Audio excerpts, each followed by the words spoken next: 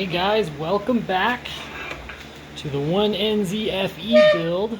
As you can see, I've installed pistons 1, 2, and 3, and I'm going to show you how to do number 4. It's the same for all 4 of them. Just remember, you kept track of which one was labeled 1, 2, 3, and 4 when you did your fitment tests and measuring, that they're going in the exact same 1 through 4 order. So, first thing is clean the cylinder like crazy, wipe it out. Then I've got some Lucas break-in oil that I got on Amazon. And I pour a little bit in a little Tupperware, and then I got a brush and I coat the inside with that, because that's the oil we're going to be using when we start this up the first time, is high zinc break-in oil, which protects the metal surfaces during break-in. Then we're going to remove the cap, get rid of the old bolts and get the new ones ready, and then we're going to use compressed air, clean everything off, and then we're going to clock the piston rings to the right positions, then install it. So let's get going.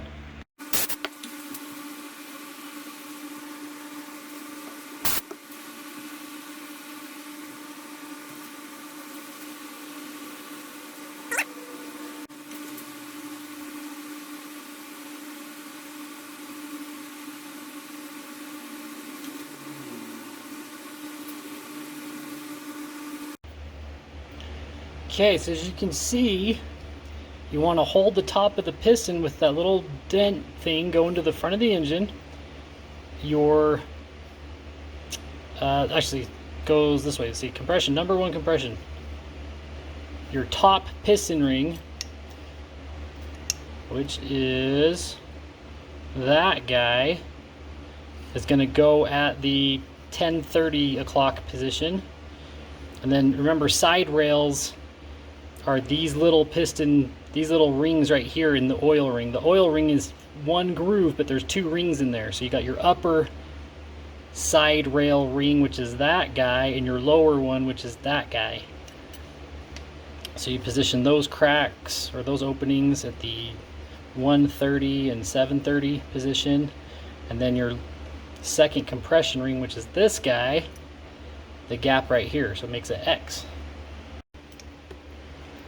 Okay, so I've got a little pick that I'm using to help me scoot the rings.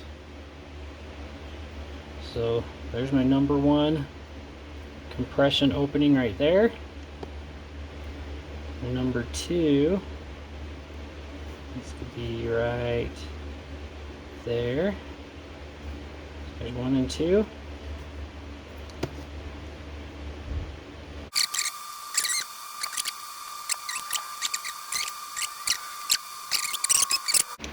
Okay, so now I've positioned the crankshaft journal for that number 4 piston to be at the bottom as far as it will go. And then clean the journal off really good. And then wrap a paper towel around this with a rubber band, so as you're lowering it down into the cylinder, you can't accidentally nick and scratch the surface.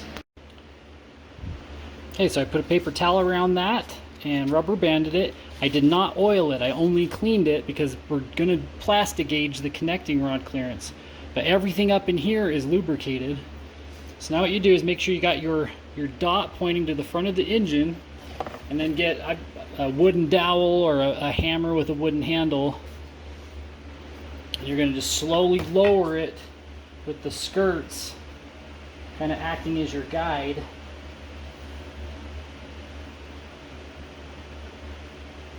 So,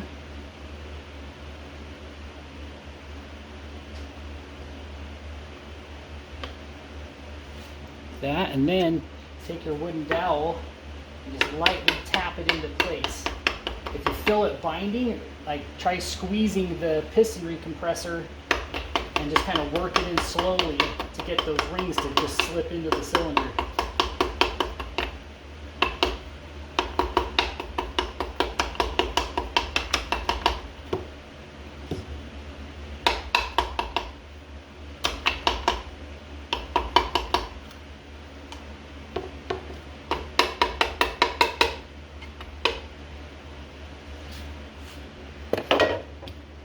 Okay, that's in.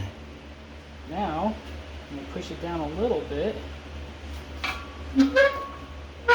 Rotate the engine. Now I can take this rubber band off and that paper towel because it's past the cylinder and I don't have to worry about it scratching. Okay, now we're going to move this into place. This is clean and it's dry. So is the journal, it's dry. And we're going to pull this up into place where it seats on the journal. Like that.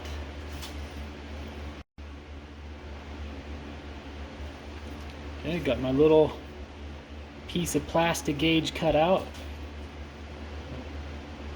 Bring that on the top.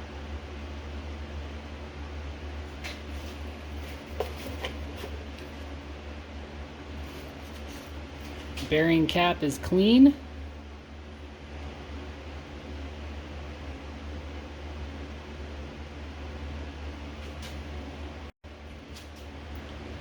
Brand new bolts, threads are lubricated, and so is underneath the head.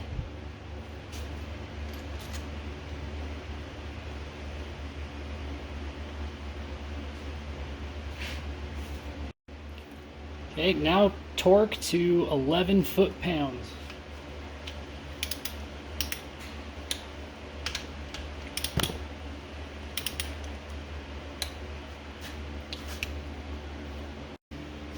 Okay, now with the fine tip Sharpie, my little dots.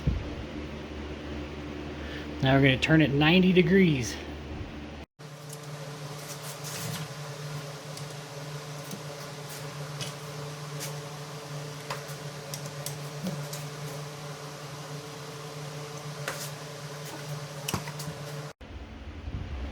Okay, now we're going to remove it.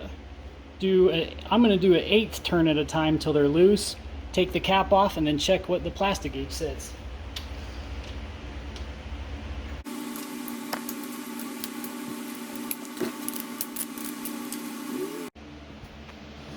Okay.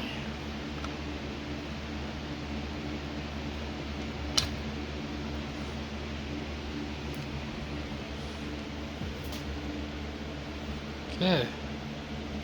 So,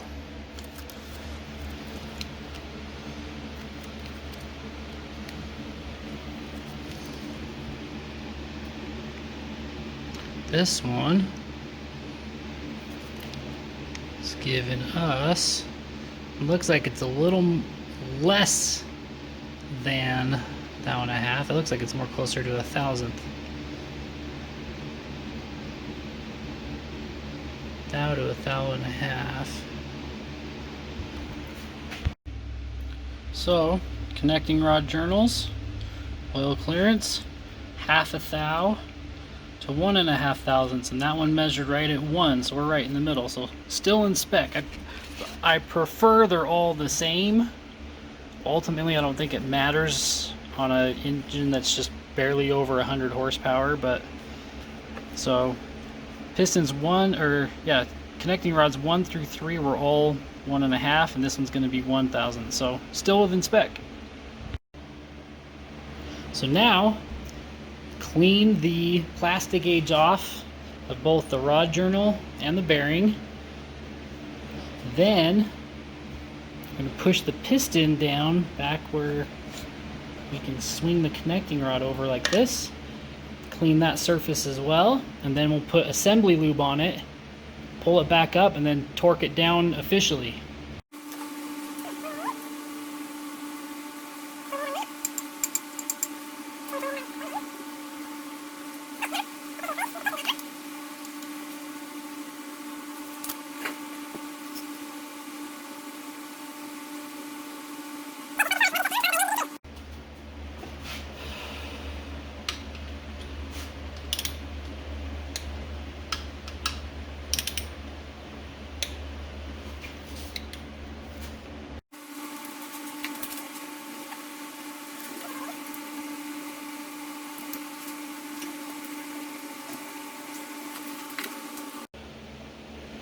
Okay, Now the pistons are in.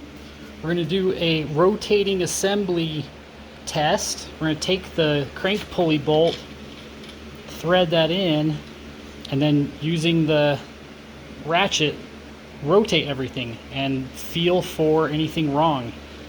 Specifically if there's binding piston rings or anything else, that just now's the time to fix it. Okay, so got the ratchet on there. Just slowly rotate. See if there's any binding or snagging or weird noises.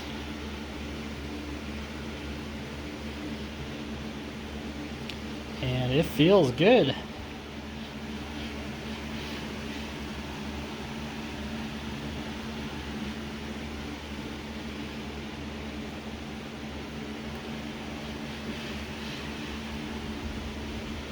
Alright folks, that completes the pistons. Okay guys, next it's time to move on to installing the, I'm calling it the base plate because technically it's not the oil pan because that goes right here, but the manual refers to it as the upper oil pan. First thing you want to do is just clean it, and I highly recommend getting a spin wheel. It just polishes the sealing surface nice and perfect, way better than I could do with a carb cleaner and a razor blade. So you want to get that surface good. I did it over the transmission surface right here. Got the oil. I didn't use it on the oil filter part. This I just polished with a rag because that was already shiny and good. Turn it over right here. I did this surface right here, and I took the there was a O-ring in here like this. Took that out and saved it for later. And then flip it over. This is the surface that we're going to be using a Toyota sealant on, and I highly recommend buying that. It's called Toyota Seal Packing. It's not the same stuff as Permatex RTV. I've personally not seen Permatex last longer than 60,000 miles before it started sweating, but my Echo that has the original engine outside still has 350,000 miles on it, and that engine is bone dry. It doesn't leak anything whatsoever, and that is because of the factory sealant that is used. So I'm going to be using the exact same stuff. So here is the box. I grabbed two of them. This is OEM Toyota Seal Packing 103, and this specifically says for the oil pan and camshaft housing. And it is black. I think it's like close to $20. So, I mean, it's not really that much more. I mean, here's your ultra black stuff. I use this on other projects, but definitely not the same quality as original Toyota stuff. Okay, now once all the surfaces are clean, what you need to do is get a piece of paper like this, make 3 columns, and label it A short bolts, B medium bolts, and C long bolts. These are the original bolts from when we took the engine apart. Here's the little thingy for the oil filter. Here's the 2 new O-rings that go on the block in these little spots right there. This is the one I took out of the side. That's the old one. I'm just going to hang on to that. What we need to, so there is an specific places for these bolts, and then there's a torque sequence. So if you look at this picture here, what you want to do is first get the pan in the right orientation. This is how you're going to lay it out in front of you. And then I took a marker and labeled A, B, and C where they're going to actually go. So the A's, A, and there's an A. So, and then the third one in from this side is an A. So I put a little mark right there. And then your B's is the one right next to it. And then on the other side, right there is a B. So you can see my little B right there. And then these three in here are the B's. And then your C's, the long ones, there's only two. That's these ones on the end right here. So I wrote a C right there, and then a C right there. So that's placement of the bolts. And then there's a torque sequence with these numbers. 1 and 9 are the same bolt. So it goes 1, 2, 3, 4, 5, 6, 7, 8, 9, 10, 11, 12, 13, 14, and then 15. So screenshot that, get familiar with it. Okay, now here's a picture of where the silicone is going to go. Now I'm going to flip this over and show you something. So that's how it looks like that. So these two big holes right here are where those O-rings are going to seal against it. It's going to meet up right there. So you don't need silicone. You don't need silicone right there and right there. And I think that's why they put this here, is maybe that's some kind of like a little marker as a barrier. So if you look at this picture, you can see that's what they're trying to show you to do a little bit, is it goes around those two hole parts right there. And then you stay on the inside of the bolt holes. So you're coming like this, stay on the inside, stay on the inside, stay on the inside. And then just it ends just on the end of the plate right there and there. So same thing on the top. On this one, actually, they're showing that it's on the outside. Okay, I took some white paper towels and I cleaned these surfaces like crazy until the paper towel was coming off white. And then I installed the two black brand new O-rings. And at first these looked like they were too big when I laid them on, but you actually have to kind of coax them in. And it's like they shrink down just a little bit to get them into that groove. So that's ready to go. Next I'm going to put the seal packing on in those places. And then it says to install it within 3 minutes. Install the oil pan within 3 minutes of applying seal packing. So we'll try. That's pretty quick, but I'll do my best.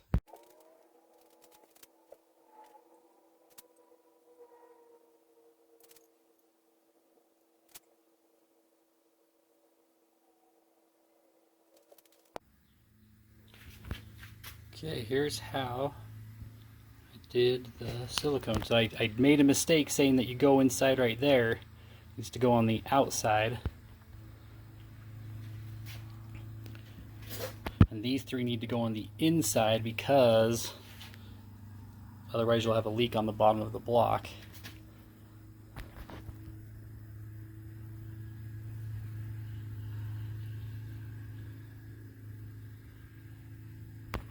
Okay, let's put it on.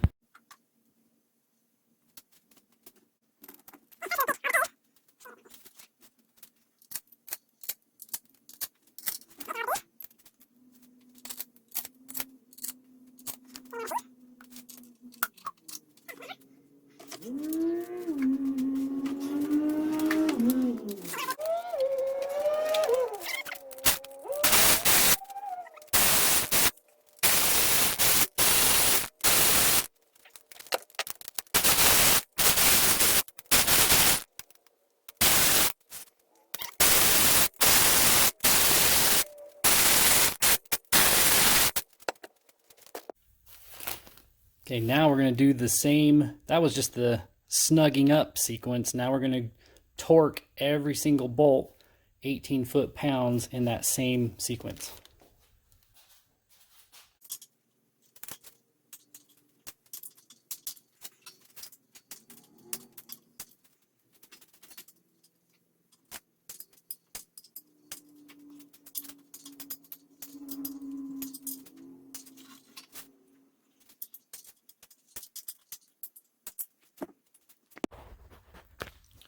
Okay, now as I go around, I like to see that it squished out the sides, telling me it took up all the available room of contact surface area, so that's good.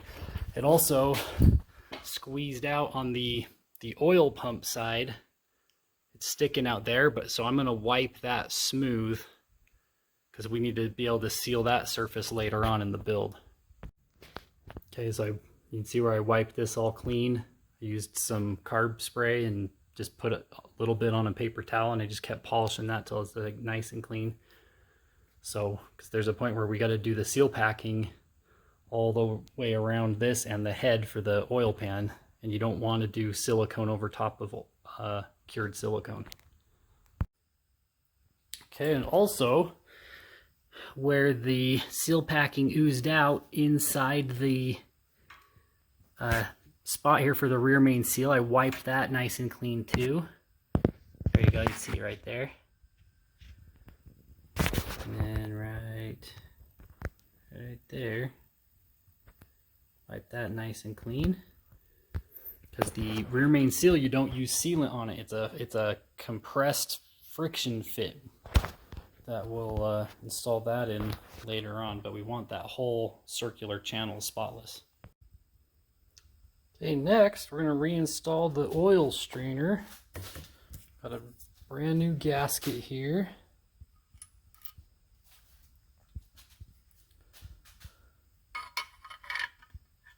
And the two nuts go on those, and then the little bolt goes there. And you torque those to 8 foot-pounds or 96 inch-pounds.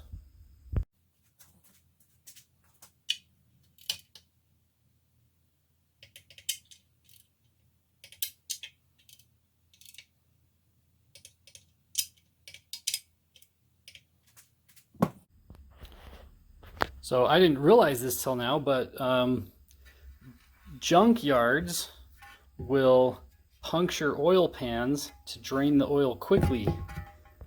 And then they'll stick a little plug in there. And I didn't even catch that till now, that I can't even reuse this pan. So I'm going to be ordering a new one of those on Amazon.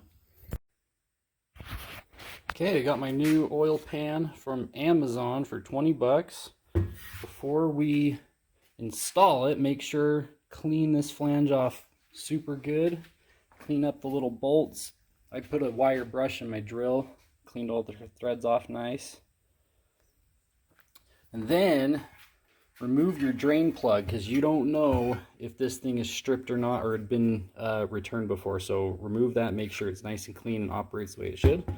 Then we're going to put a bead of seal packing all the way around on the inside of the bolt holes, and then torque it down to 80 inch-pounds right there.